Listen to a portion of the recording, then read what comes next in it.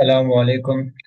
This is our second day of the short course of microeconomics and macroeconomics.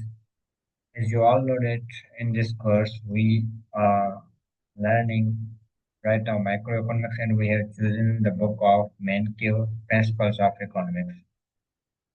जैसा कि मैंने आपसे Saturday को डेमोस्ट्रेशन में डिस्कस किया था कि जितनी भी चीज़ें माइक्रो और मैक्रो की हैं वो हम पढ़ते हैं यूनिवर्सिटीज़ में 6 सेमेस्टर्स में।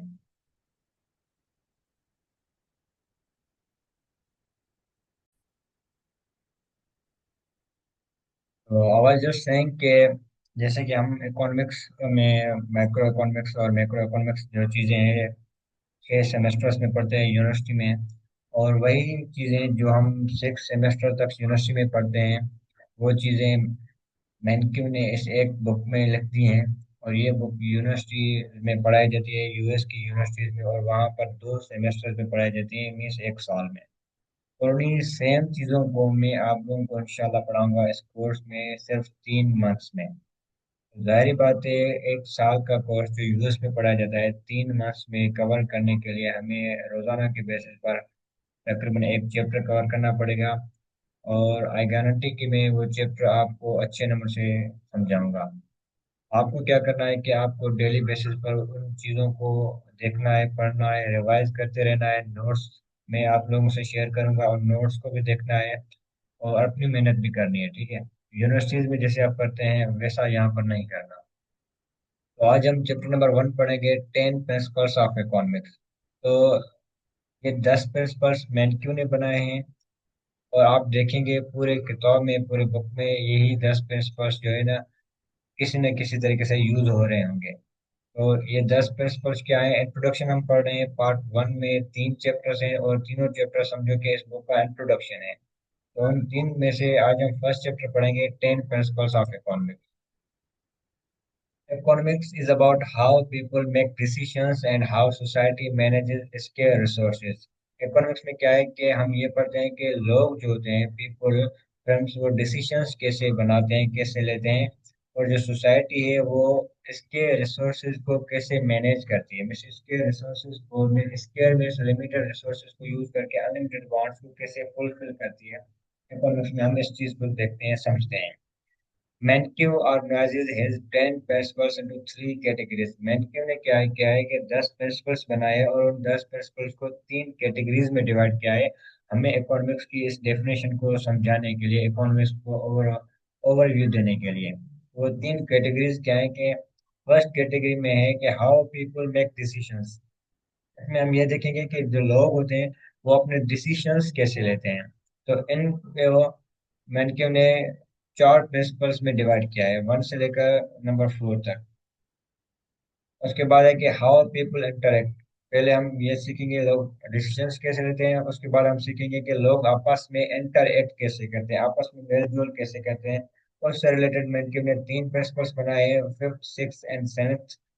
उसके बाद थर्ड कैटेगरी है how the economy as a whole works, means macro level पर इकोनॉमी कैसे वर्क करती है, काम करती है। तो इस हवाले से मैंने ने मजीद 3 रूल्स बनाए हैं, एट्थ नाइन्थ एंड टेंथ। तो ऐसे ये टोटल हुए 10 प्रिंसिपल्स, इन 10 कैटेगरीज में ये डिवाइडेड है। आइए one by one in 10 principles को समझते हैं। और कुछ चीज़ें आपको समझ आएंगी, कुछ मे भी ना आए। मैं तो कोशिश करूंगा आपको सब चीज़ें समझ आ जाएं। अदरवाइज चीज़ आपसे मिस हो भी जाती है तो डोंट वरी, ये सारे रूल्स वन बाय वन आप आहिस्ता आहिस्ता सीख जाएंगे क्योंकि ये सारे रूल्स आगे यूज होते रहेंगे। नंबर 1 प्रिंसिपल है, नंबर 1 कैटेगरी है हाउ पीपल मेक डिसीजंस। इसमें 4 प्रिंसिपल्स है उनको हम देखेंगे। So number 1 principle is people face trade off, means लोगों को ट्रेड ऑफ फेस करनी पड़ती है। ट्रेड ऑफ मीन्स आप एक चीज को करेंगे तो दूसरी चीज आप नहीं कर सकेंगे। आपको किसी एक चीज को गिव अप करना पड़ेगा, छोड़ना तो जरूर पड़ेगा। इसकी डेफिनेशन ये है कि choosing one option usually means sacrificing another. अगर आप एक ऑप्शन को चूज करेंगे तो इट मीन्स आपको दूसरे ऑप्शन को सेक्रीफाइस करना ही पड़ेगा। क्योंकि इकोनॉमिक्स में हम ये देख रहे हैं कि रिसोर्सेज हमारे पास क्या होती हैं, लिमिटेड होते हैं, स्केयर होते हैं। तो रिसोर्सेज स्केयर हैं तो आपको हर चीज नहीं मिलेगी, आपको कोई चूज करनी पड़ेगी चीज। तो scarcity means limitedness. Scarcity forces choices. Scarcity की वजह से, लिमिटेड होने की वजह से आपको चॉइसेस लेनी पड़ती हैं। अगर स्केर्सिटी ना होती तो आप सारी चीजें ले लेते हैं, सारे ऑप्शंस चूज कर लेते हैं। बट अब स्केर्सिटी की वजह से आपको एक चीज चूज करनी पड़ेगी दूसरी चीज को गिव अप करने के लिए। एग्जाम्पल के जरिए इस चीज को समझते हैं। Government deciding between spending and defence. अब गवर्नमेंट क्या करती है, वो रेवेन्यू इकट्ठा करती है, टैक्सेस के जरिए लोगों से पैसा लेती है गवर्नमेंट किसी भी कंट्री की। और वो इसी पैसे को गवर्नमेंट अपने लोगों के ऊपर खर्च करती है। तो अगर समझो कि गवर्नमेंट को ये लग रहा है कि कोई और कंट्री उसकी कंट्री के ऊपर हमला कर देगा, तो वो क्या करेगी, अपनी आर्मी के ऊपर पैसा खर्च करेगी, जिसको हम कहते हैं डिफेंस के ऊपर खर्च करना। तो अगर ज्यादातर बजट का हिस्सा डिफेंस में लग जाएगा, जिसको हम कहेंगे गन्स, ठीक है, तो हेल्थ केयर और एजुकेशन और बाकी जितनी भी डेवलपमेंट की चीजें हैं वहां पर पैसा खर्च करने के लिए कम बच जाएगा। एट मीन्स एक जगह पर आप ज्यादा खर्च करेंगे तो बाकी जगह के लिए आपके पास कम पैसा बच जाएगा। इसको आप ऐसे समझे कि आपके फादर के पास अगर 100 रुपीज हैं और टोटल 3 भाई आप खड़े हैं, अगर एक भाई को आपके फादर 60 70 80 रुपीज दे रहा है, तो इट मीन्स अगर एक को ज्यादा मिलेंगे पैसे तो बाकियों के लिए कम पैसे बच रहे हैं। तो it means people face trade of. तो डिफेंस को हम गन्स कह रहे हैं और हेल्थ केयर एंड एजुकेशन को हम बटर कह रहे हैं। तो इसको हम कहेंगे guns versus butter trade off. It means लोगों को ट्रेड ऑफ मीन्स एक चीज को गिव अप कर देना। ट्रेड ऑफ मीन्स दो चीजों में से एक चीज को चूज करना। ट्रेड ऑफ की डिफरेंट मीनिंग्स निकल सकती हैं, ठीक है। तो करक्स इस चीज का ये है कि एक चीज को आप चूज करेंगे तो दूसरी चीज को आप गिव अप करना पड़ेगा। इन इकोनॉमिक्स इसी का यही मकसद है, ठीक है। अब डिफरेंट पॉलिसीज होती हैं, गवर्नमेंट पॉलिसीज बनाती है, तो उन पॉलिसीज का असर ये होता है कि कोई एक चीज को ठीक करना चाहते हैं तो कोई दूसरी चीज बिगड़ जाती है, फिर उनको ट्रेड ऑफ का सामना करना पड़ता है कि अब क्या करें, ठीक है। फिर वो देखते हैं कि अगर फायदा ज्यादा है तो हम कर लेते हैं, नुकसान अगर कम है तो, ठीक है। पॉलिसी के हवाले से अगर हम बात करें तो policy makers constantly balance efficiency और इक्विटी। पॉलिसी मेकर्स को दो प्रॉब्लम्स आती हैं, या तो वो एफिशिएंसी को बरकरार रखें या तो इक्विटी को। अब उनके पास चॉइस में से इन दोनों में से एक को चूज करना पड़ेगा। हालांकि है दोनों ही बेनिफिशियल।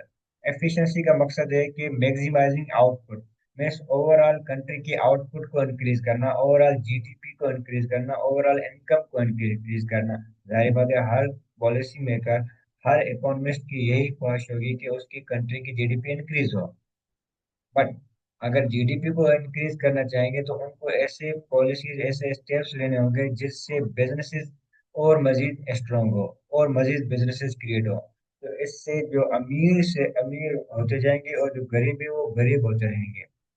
तो इससे जो चीज एफिशिएंसी की वजह से क्रिएट होगी उसको हम कहते हैं inequality. Like Donald Trump businesses को पसंद करता है, डोनाल्ड ट्रंप ने बिजनेसमैन को टैक्स रिलीफ दे दिए हैं। डोनाल्ड ट्रंप के आने के बाद जितने भी बिलीनियर्स थे उन बिलीनियर्स को बहुत ज्यादा फायदा हुआ है। इट मीन्स अगर बिलीनियर्स को फायदा होगा तो बिजनेसेस को फायदा होगा, बिजनेसेस को फायदा होगा तो इट मीन्स जीडीपी इंक्रीज होगी।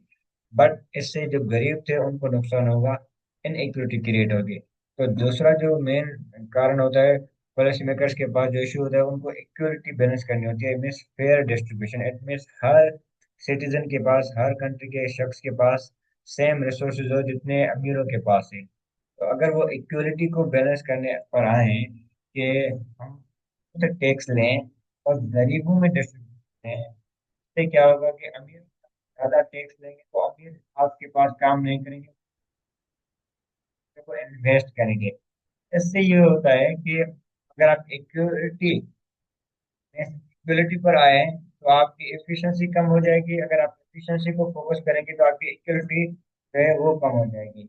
इट मीन्स एफिशिएंसी और इक्विटी के बीच में पॉलिसी मेकर्स को ट्रेड ऑफ करना पड़ता है, किसी एक चीज को एक वक्त पर यूज करना पड़ता है। एक चीज को इम्प्रूव करेंगे तो दूसरी चीज रिड्यूस जाती है। तो ये सिचुएशन हर जगह पर अप्लाई होती है इकोनॉमी। तो ये फर्स्ट प्रिंसिपल है जो मैंने बनाया है। सेकंड प्रिंसिपल इसी से रिलेटेड है कि the cost of something is what you give up to get. किसी चीज को हासिल करने के लिए जो चीज आप गिव अप करते हैं, जो चीज आप छोड़ देते हैं, छोड़ी हुई चीज को अपॉर्चुनिटी कॉस्ट कहा जाता है। एक तो चीज ये है कि आप कैश में पेमेंट्स लेते हैं, ठीक है, वो तो कॉस्ट हो गई उस चीज की।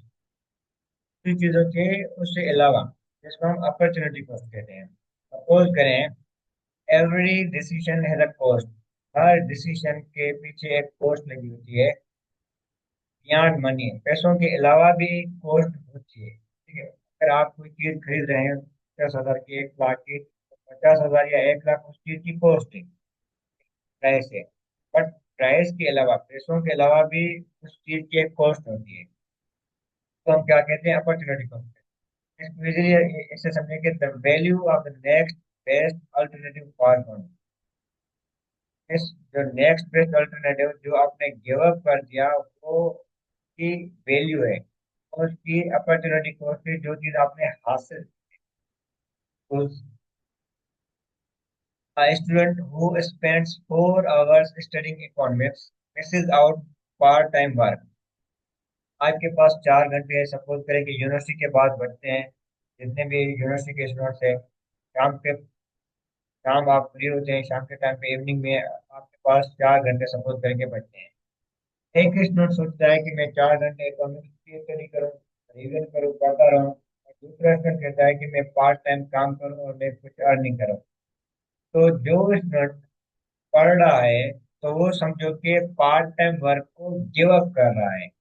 तो जो उसकी स्टडी की कॉस्ट है, वो पार्ट टाइम की अर्निंग वाली समझो कि वो उसकी स्टडी की कॉस्ट है। हालांकि उसने अभी तक अर्न किया ही नहीं था, और वो कर सकता है, बट वो कर नहीं रहा, और वो गिव अप कर रहा है अपनी स्टडी की खातिर। तो जो चीज उसने गिव अप कर दी, उस गिव अप से छोड़ी हुई चीज को हम अपॉर्चुनिटी कॉस्ट कहते हैं। If the job paid 800 rupees, that's the opportunity cost of studying। अगर उस 4 घंटे काम करने पर उसको आपको 800 रुपये मिलते हैं, तो समझो कि 800 आपकी अपॉर्चुनिटी कॉस्ट है पढ़ाई की, जो आप रोजाना 4 घंटे की पढ़ाई करते हैं। इसको थ्योरी से हम रिलेट करें तो कंपैरेटिव एडवांटेज थ्योरी हम पढ़ेंगे ट्रेड में, 3rd चैप्टर में। उसमें आप मजीद ये चीज समझ जाएंगे कि कंट्रीज जो होते हैं वो स्पेशलाइज करती हैं उन गुड्स में जिनमें उनको लो अपॉर्चुनिटी कॉस्ट हो। ये हम 3rd चैप्टर में ये बात लेंगे। बहरहाल, अपॉर्चुनिटी कॉस्ट का मकसद ये है कि जो चीज आपने गिव अप कर दी, जो चीज आपने छोड़ दी, वो समझो आपके हासिल की हुई चीज की कॉस्ट है। कॉस्ट का नाम है अपॉर्चुनिटी। आपको दो डिपार्टमेंट्स पसंद है, एक इकोनॉमिक्स और समझो कि एक बीबीए। अगर आपको इकोनॉमिक्स मिला है और बीबीए नहीं मिला, तो इट मीन्स बीबीए जो है वो अपॉर्चुनिटी कॉस्ट है आपकी इकोनॉमिक्स डिपार्टमेंट की। इन्हें ये चीजें आपको समझ आ जाएंगी। अगर नहीं भी आ रहे हैं, तो ये सारे रूल्स आगे वाले चैप्टर्स में आपको रिपीट होते हुए दिखाई देंगे, तो अभी टेंशन लेने की कोई बात नहीं। थर्ड प्रिंसिपल है कि rational people think at the margin. जो रेशनल पीपल होते हैं, जो अक्लमंद लोग होते हैं, वो मार्जिन के हिसाब से सोचते हैं। मार्जिन मीन्स यहाँ पर लिखा हुआ है, rational decision makers compare marginal benefits, marginal means extra, benefits means gain, to marginal cost. Marginal means extra, cost means sacrifice. कोई भी डिसीजन आप तब लेंगे जब आप उनके मार्जिनल बेनिफिट और मार्जिनल कॉस्ट को देखेंगे। मार्जिनल बेनिफिट मीन्स अगर आप डिसीजन दे रहे हैं, तो आप ये देखेंगे कि मेरा एक्स्ट्रा खर्चा कितना लगेगा, और उस एक्स्ट्रा खर्चे की वजह से मुझे एक्स्ट्रा फायदा कितना हो रहा है। तो आप उस हिसाब से डिसीजन लेंगे, कि जब आपको फायदा ज्यादा नजर आएगा तभी तो आप डिसीजन लेंगे। एग्जाम्पल में ये है कि इन एयरलाइन आपने last minute tickets at a discount. Suppose करें कि आपकी एक एयरलाइन है, हवाई जहाज है आपका, ठीक है। तो एयरलाइन कंपनीज वाले होते हैं, करें कि साउथ पाकिस्तान से, कराची से सऊदी कुछ फ्लाइट जा रही है, टिकट प्राइस है वो सब देंगे 80,000 है, 80,000 वन साइड के समझो के टिकट है सऊदी के। अब उस जहाज में 100 लोगों के 100 लोगों की बैठने की कैपेसिटी है, और टिकट सिर्फ 50,000 लोगों के लिए है। 10 लोग ऐसे हैं जो बाहर वेटिंग एरिया में बैठे हैं, और के पास जब 50,000 रुपीज हैं, कह रहे हैं हमसे 50,000 लोगे, तो हम जाने के लिए रेडी हैं, बाकी हमारे पास 80,000 नहीं है देने के लिए। आपके हिसाब से आप ये सोचिएगा कि एयरलाइन टिकट वाले क्या करेंगे? क्या वो 50 लोगों को भी एयरप्लेन में बैठे हैं उनको लेकर सऊदी चली जाएगी और 50 सीट्स खाली रखेंगे, या अपने कोच जो उसके 80,000 है उसको यूज करके बाकी जो 10 लोग दे रहे हैं उनसे वो लेगी, जैसे लेगी और उनको जाएगी? आंसर ये है कि उनको भी बिठाएगी लास्ट मोमेंट में। एयरलाइन क्या करती है, लास्ट मिनट्स में अपनी जो टिकट्स होती हैं उसको डिस्काउंट्स पर बेचती है। क्यों? क्योंकि the plane is flying anyway, so the marginal cost of adding one more passenger is almost zero, और the marginal benefit ticket revenue is positive. It means अगर वो प्लेन भी जाए तो उसका क्या लगेगा, वो सेम लगेगा, चाहे वो खाली जाए, चाहे उसमें 10 लोग बैठे हों, चाहे 20 लोग बैठे हों, चाहे 30 हो या 40, का खर्चा तो उतना ही लगेगा। अगर वो कम पैसों पर भी बाकी 10 लोगों को टेस्ट करें और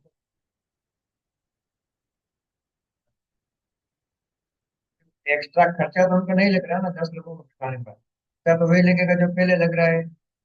अब अगर एक्स्ट्रा लोग बैठाएंगे कम पैसों पर तो आपको फायदा हो रहा है। ठीक है? तो ये जो थर्ड प्रिंसिपल है ये हम प्रॉफिट मैक्सिमाइजेशन पढ़ेंगे, 13 प्लस पढ़ेंगे। टैक्स से रिलेटेड चैप्टर्स हैं, उनमें हम इस रूल को डिटेल में समझेंगे कि कंपनी कैसे डिसीजंस लेती हैं इस बुनियाद पर। आप इसका कोई वैन का कोई बस का एग्जाम्पल भी ले सकते हैं। उसके बाद फोर्थ जो प्रिंसिपल है जो इस कैटेगरी में आ जाता है वो है कि पीपल रेस्पॉन्ड टू इंसेंटिव। जो लोग होते हैं वो इंसेंटिव के हिसाब से डिसीजंस लेते हैं। Incentive means behaviour changes when cost और बेनिफिट्स चेंज। अगर आप इंसान के बिहेवियर जो है वो चेंज हो जाता है कॉस्ट और बेनिफिट देखता है। ठीक है? उस तरह के अगर पेट्रोल के प्राइसेस बढ़ जाती हैं तो किसी चीज़ों के ऊपर स्विच हो जाती है जिसमें कम लगता है, या वो पब्लिक ट्रांसपोर्ट लेने लगते हैं। अगर सिगरेट जो है उनके ऊपर टैक्स लग जाता है तो लोग जो है सिगरेट कम देते हैं। ठीक है? इसका ये है कि अगर गवर्नमेंट को किसी चीज को इंकरेज करना होता है तो अच्छे से अच्छे बोनसेस देते हैं। आप लोगों को बोनस देंगे तो लोग चीज ज्यादा करेंगे। और अगर आपको कोई चीज कम करनी है, यूज करनी है, तो गवर्नमेंट उस चीज के ऊपर पनिश कर सकती है। गवर्नमेंट का पनिश करना में टैक्स लगा दे, उस चीज को महंगा कर दे, लोग चीज कम लेंगे। इट मीन्स लोग जो है वो इंसेंटिव्स के हिसाब से अपने डिसीजन लेते हैं। इंसेंटिव्स मीन्स पनिशमेंट और रिवार्ड। हम ऐसा ही करते हैं, जिस चीज में हमें रिवार्ड मिलेगा हम करेंगे, जिस चीज में हमें पनिशमेंट। अब सेकंड कैटेगरी के हाउ पीपल इंटरेक्ट। लोग होते हैं वो आपस में इंटरेक्ट कैसे करते हैं, इससे रिलेटेड तीन से वो पढ़ेंगे। फर्स्ट रूल है जो इससे रिलेटेड है वो है कि trade can make everyone better. अगर आप ट्रेड करेंगे, व्यापार करेंगे, बिजनेस करेंगे आपस में, एक कंट्री दूसरे कंट्री से, एक पर्सन से, एक firm दूसरे firm से, तो दोनों का फायदा होगा, एक का फायदा नहीं होगा। कोई फायदा होगा ट्रेड से। ट्रेड से क्या होता है, trade allows specialisation based on competitive advantage. Trade में क्या होता है कि चीज आप ज्यादा करेंगे, ज्यादा ज्यादा बनाएंगे, आपको उस चीज में स्पेशलाइजेशन हो जाएगी। कंपेटिटिव एडवांटेज क्या है वो मैं आप समझाऊंगा। और ऐसे टोटल वेलफेयर जो है इंक्रीज होता है। टोटल वेलफेयर में दोनों को ही फायदा होता है। जैसे पाकिस्तान जो है टेक्सटाइल प्रोडक्ट्स को एक्सपोर्ट करता है, एक्सपोर्ट करना में दूसरे कंट्रीज को बेचना। और पेट्रोल जो है वो हम दूसरे कंट्री से इंपोर्ट करते हैं, मीन्स लेते हैं। इससे both Pakistan and oil exporting countries gain through exchange. इससे पाकिस्तान को फायदा होता है, पाकिस्तान एक्सपोर्ट करता है चीजें, उससे पाकिस्तान को फायदा होता है। और जो कंट्री ऑयल बेच रहा है उसको फायदा हो जाता है। इससे भी ट्रेड से दोनों को फायदा होता है, सिर्फ एक को फायदा नहीं होता। Trade isn't about one side winning. Trade में सिर्फ एक साइड की विनिंग नहीं होती, जीत नहीं होती, एंड द अदर लूजिंग, और दूसरा लॉस नहीं खाता। ट्रेड में बहुत बेनिफिट, ट्रेड में दोनों को फायदा होता है। Because each focuses on what they do best. कि हर कोई उस चीज पर फोकस करता है जो चीज वो बेहतर कर सकता है। अगर आप नहीं आती तो आप कर सकते हैं। तो अगर आपको मैथमेटिक्स आती है और वो मुझे नहीं है तो मैं मैथमेटिक्स आपसे पढ़ लूँ, ठीक है। आप अपनी चीजें बेहतर है, मैं अपनी चीजें बेहतर हूँ। मैं अपनी चीज को सेल कर सकता हूँ, आप अपनी चीज को सेल करें। आप दूसरे की चीज खुद बनाना चाहेंगे तो वो आप खुलेंगे, बट आपका टाइम ज्यादा कंज्यूम हो जाएगा। मैं कोई चीज समझने चाहूँ तो खुद तो मुझे टाइम ज्यादा लगेगा। ऐसे क्या करें कि हम आपस में उस चीज को एक्सचेंज कर लें। उसके बाद नेक्स्ट रूल है कि markets are usually a good organised economic activity. Markets जो है यहाँ पर खरीद और फरोख्त मैनेजमेंट हो जाए तो कुछ ठीक हो जाती है। ये किसका कहना है? ये एडम स्मिथ का कहना है। एडम स्मिथ कौन है? फादर। ने एक कॉन्सेप्ट दिया था जिसको कहा गया है इनविजिबल। विजिबल एनिमल्स, ऐसा कोई हाथ जो दिखाई नहीं देता, ऐसा कोई नेचर दिखाई नहीं देता, बट वो काम करता है। Like prices act as signals to all, तो अलग क्या है रिसोर्सेज। एडम स्मिथ के हिसाब से प्राइसेस ऐसी चीज है जो रिसोर्सेज को अच्छे तरीके से डिस्ट्रीब्यूट करती है, इधर उधर misdistribute। जैसे अगर वीट की प्राइसेस, वीट डिमांड राइजेस, अगर वीट की डिमांड बढ़ जाती है, प्राइसेस इंक्रीज, डिमांड के इंक्रीज हो जाने की वजह से प्राइस इंक्रीज हो जाएंगे। तो आप डिमांड में हम मजीद चीजें पड़ेंगे कि ना, अगर लोगों को वीट ज्यादा चाहिए तो उससे प्राइसेस इंक्रीज हो जाती है। और प्राइस जब इंक्रीज हो जाएगी तो फार्मर्स क्या करेंगे? ज्यादा वीट को यूज करेंगे। ज्यादा वीट को प्रोड्यूस करेंगे तो resources move to wheat resources, तो where society uses them the most. Resources जो है उस तरफ ज्यादा जाएंगे जिस चीज को लोग ज्यादा वैल्यू देते हैं। वीट को दे रहे हैं तो ज्यादातर रिसोर्सेज वीट पर फोकस करेंगे। और जिस चीज को वैल्यू देंगे ज्यादातर रिसोर्सेज उसी चीज की। अब कुछ लिमिटेशन है, कुछ ऐसी चीजें हैं जो खुद ब खुद ठीक नहीं हो जाती। लाइक मार्केट्स में फेलियर आ जाते हैं, मार्केट सही नमूने से काम नहीं करते, तो एक्सटर्नलिटीज की वजह से, मोनोपोलीज की वजह से, पब्लिक गुड्स की वजह से, इन चीज को ठीक करने के लिए गवर्नमेंट का रोल अदा करता है। चीज क्या है, क्या है पब्लिक गुड क्या है, ये आई थिंक आप पढ़ेंगे, मोनोपोलीज आप 3 या 6 पढ़ेंगे, पब्लिक गुड आप 12 चैप्टर। ये चीजें आगे वाली हैं, अभी एकदम नहीं समझ सकेंगे। और मेन चीज ये थी कि मार्केट ठीक हो जाती है, गवर्नमेंट को रोल ठीक करना, गवर्नमेंट। उसके बाद है कि governments can sometimes improve market out. कभी कभी गवर्नमेंट अपना रोल अदा कर सकती है। जैसे गवर्नमेंट दो तरीकों से अपना रोल अदा कर सकती है। और प्रॉपर्टी राइट, गवर्नमेंट क्या करे? प्रॉपर्टी राइट्स है, बस अगर आपने कोई चीज इनोवेट की है तो गवर्नमेंट आपके उस चीज को प्रोटेक्ट करे कि कोई आपकी चीज कॉपी ना कर सके। जैसे यूट्यूब पर हम कोई शख्स अपनी वीडियोस डालता है तो दूसरा उसी चीज को कॉपी करके नहीं दोबारा अपलोड कर सकता। यूट्यूब उसको स्ट्राइक लगा देगा, कॉपीराइट्स लगा देगा। एटलीस्ट यूट्यूब गवर्नमेंट है, यूट्यूब क्या कर रहा है? आपके राइट कर रहा है कि ये आपकी चीज प्रोडक्शन यूज की हुई है तो दूसरा कोई इसको यूज ना करे। ऐसे ही रियल लाइफ में बहुत सी चीजें होती हैं जो लोग इनोवेट करते हैं, लोग उसको कॉपी ना कर सकें, गवर्नमेंट इंश्योर करे। करेक्ट मार्केट फेल्योर, अगर मार्केट में एक्सपर्टीज की वजह से, मोनोपोलीज की वजह से कोई मसले हो रहे हैं, गवर्नमेंट सॉल्व करे। गवर्नमेंट ये इंश्योर करे कि आपके पास यहाँ पर अपना रोल अदा कर सकती है। Pollution taxes makes implies the cost of environmental damage। तो फैक्ट्रीज पॉल्यूशन ज्यादा क्रिएट करती है तो गवर्नमेंट क्या कर सकती है कि पॉल्यूशन टैक्स लगा दे, कि जो जितना ज्यादा पॉल्यूशन क्रिएट करेगा वो ज्यादा टैक्स देगा। इससे फैक्ट्रीज होती हैं वो क्या करेंगे? डर जाएंगे और कम पॉल्यूशन क्रिएट करेंगे। Government information must be careful, government जो अपना रोल अदा करे वो केयरफुल नंबर से अदा करे। ज्यादा ना करें, अदरवाइज इससे एफिशिएंसी रिड्यूस हो जाएगी, जीडीपी कम भी हो सकती है। एट्थ रूल है कि country's standard of living depends on its ability to produce and services. किसी भी कंट्री के स्टैंडर्ड ऑफ लिविंग जो है वो डिपेंड करते हैं उस कंट्री के गुड्स और सर्विसेज की प्रोडक्शन के ऊपर। फिर जो कंट्री जितनी ज्यादा प्रोडक्शन करेगा उस कंट्री की उतनी ज्यादा जीडीपी होगी और उस कंट्री के लोगों को ज्यादा लाइफ अच्छी मिलेगी। प्रोडक्टिविटी में कितने गुड्स आप प्रोड्यूस कर रहे हैं, the main driver of living, main चीजें आपके लिविंग में हायर प्रोडक्ट पाकिस्तान में, में लोग ज्यादा चीजें प्रोड्यूस करते हैं और इस्तेमाल।